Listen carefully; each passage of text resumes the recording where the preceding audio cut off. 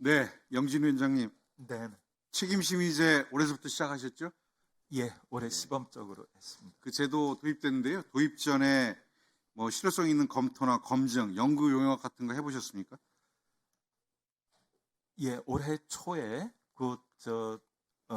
연구를 갖다가 했던 것으로 제가 알고 있습니다. 안 하셨는데 화면 하나 띄워주세요. 예, 저희한테 제출된 자료는 연구 용역 검토 안 했던 것으로 나와 있습니다.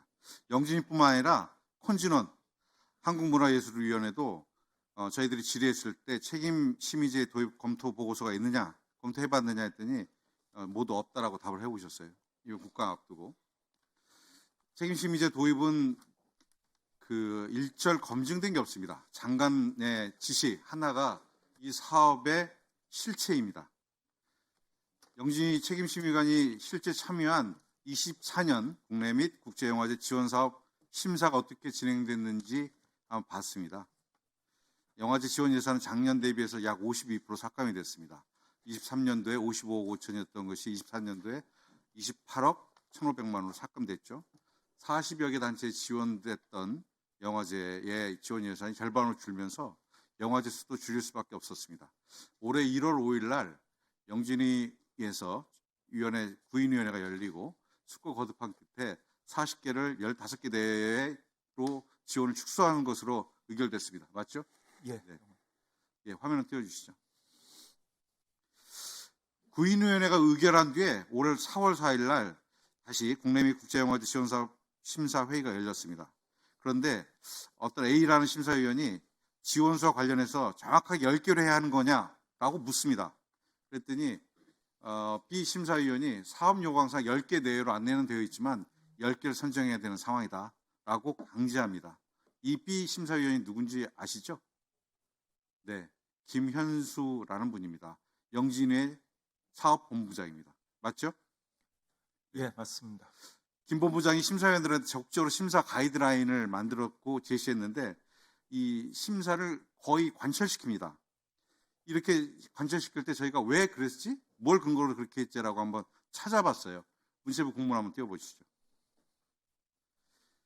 이게 저희가 아까 1월 5일 날 구인위원회에서 15개 이내로 결정하자고 했는데 그로부터 일주일 후 열흘이 지나서 1월 16일 날 문체부가 영진위에 공문을 보냅니다. 10개 이내로 경쟁 있는 영화제를 선별해서 집중 지원해라. 이런 지시를 이 책임심의관인 사업본부장이 일방적으로 관철하는 것입니다. 자기의 직책은 뭐였냐면 영진위의 책임심사관이라는 이 견장 하나 차고 이 문체부의 지침을 관철시킨 것이 책임심사관 심의관 제도의 핵심입니다. 위원장님, 원래 책임심의제라는 것은 전문성을 감춘 사람이 처음부터 끝까지 완결성을 갖고 사업을 추진하는 취지인데 실제 내용은 보면 문체부의 지침을 영진위에서 관철시키는 책임자가 책임심의제 관이 돼서 이것을 관철하고 있는 겁니다. 원래 내부 직원 투입하면 안 되는데 원래 자율적 사업과 심사, 지원금 배분을 통해서 통제하는 역할을 책임심의관이 하고 있는 것입니다. 위원장님 어떻게 생각하십니까? 예, 담당자의 경우는 20년 이상 영화진흥위에서 근무한 직원입니다. 그래서 저희는 네, 알겠습니다. 네, 책임성과 시간이 없어서 전문성이라는 점에서 그분이 전문성이 있다 이런 말씀이시죠? 예, 영진이 직원이기 때문에 영진이가 무엇하는 것인지에 대해서 잘 봐야 될 것 같습니다. 이러한 결정이 영화 생태계에 미칠 영향을 생각하면 오히려 영진이는 문체부를 설득했어야죠. 문체부를 설득하는 것이 예산도 삭감하고 40개 지원하던 예산을 10개로 줄였을 때 문체부를 설득해야 하는 것이 영진이의 역할이지 문체부의 책임심의제를 그대로 받아들이고 책임심의관을 임명해서 이 사업을 그대로 40개에서 15개로 그걸 다시 10개로 관철시키는 게 영진의 역할이 아닙니다. 올해 50주년 맞이하는 서울 독립영화제가 그 예일 수 있습니다.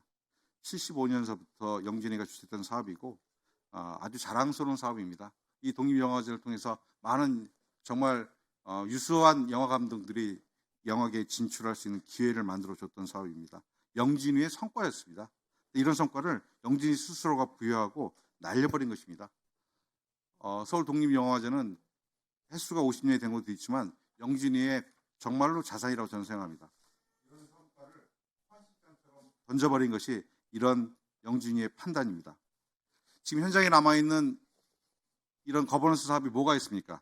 제가 찾아봤더니 거의 없고 이제는 모든 것이 공모나 입찰, 통한 지원 사업밖에 없습니다. 그렇지 않습니까? 짧게 대답하세요.